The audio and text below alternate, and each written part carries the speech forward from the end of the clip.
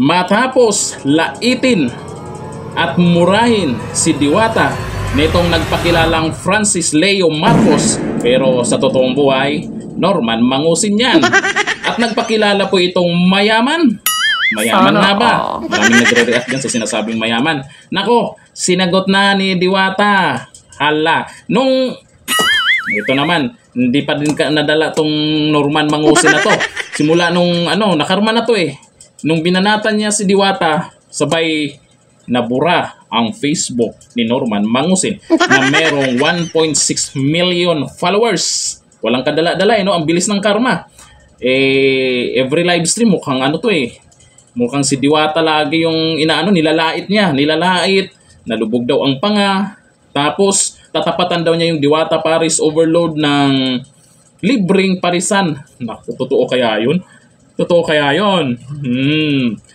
Eto, panoorin natin ang sagutan ni Francis Leo Marcos at Diwata. Sa'yo, Diwatang lubog ang panga. Maraming nakikisakay. Okay? Ako hindi. Maraming nagmamahal sa akin. Yun ang kaibahan natin. At ako...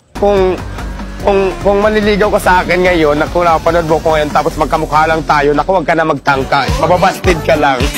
Yan na nga sinasabi ko eh. Nung una pa lang, ito kasi si FLM o kilalang FLM na Norman Mangusin naman yung pangalan, ay lagi nilalait niya si Diwata. Ngayon, Francis Leo Marcos, kung may plano kang manligaw kay Diwata, huwag mo nang ituloy. Busted ka na. Oo, magkamukha lang naman pala kayo.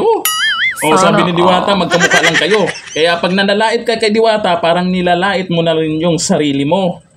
Oo, tapos mag-live niya ngayon, sunod-sunod yan nagla-live ngayon si Norman Mangusin or FLM, may naka-displaying pera yan. Di ko lang alam kung totoo yung pera niya. Kumusta na kayong pamilya niya, no? Kumusta kayong magulang niya? Nagtatanong lang ako ha. Lagi niya pinagyabang dyan na yun na nga ang plano niya. Tatapatan niya si Diwata, sabay mura, sabay panlalait. Ito naman si Diwata, mukhang mukhang tuwang-tuwa si Diwata sa mga bashers eh. Alam niyo sa totoo lang, hanggat hindi huminto yung mga basher ni Diwata, tuloy-tuloy sisikat yan si Diwata. Oo, tuloy-tuloy yan kasi andun yung andun yung palitan ng salita eh. Pag-uusapan sa kabila, kaya pag-uusapan na naman ngayon, kaya lalo lang pinapasikat niyo si Diwata. Oo, lalong pinag-uusapan.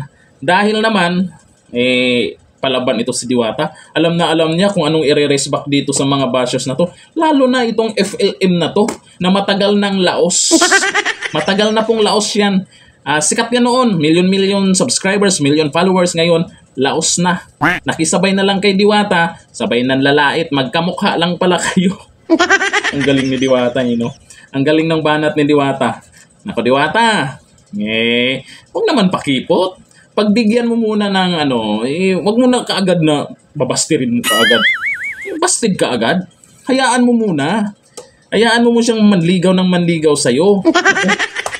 FLM, mukhang masakit masyado yun ha. Hindi ka pa nga nanliligaw, busted ka na. No? FLM, baka yun yung dahilan. Kaya nagpapansin ka kay Diwata ngayon, napansin ka na. Ang masama lang, busted ka pa. Ay, itutuloy mo pa ba yung libreng parisan mo sa Pasay? Ituloy mo yan. Kasi mangyayari dyan, si Diwata ang magiging bida dyan sa libreng parisan na itatayo mo. Siyempre, pag itatayo mo yung libreng parisan na yan, merong malaking negatibong mangyayari dyan. Abangan nyo po, malaking negative ang mangyayari po dyan pag itayo niya yung parisan. Na libre, di umano. At lalong sisikat lang si Diwata dun. Oo, lalong sisikat niyan. Di ba? Akala siguro nila maganda yung maging resulta na pakainin ng libre. Tatapatan yung Diwata. Pinasikat ng tinulungan nyo lang si Diwata na sumikat palalo. At merong Quezon City, merong Diwata Paris na rin po doon.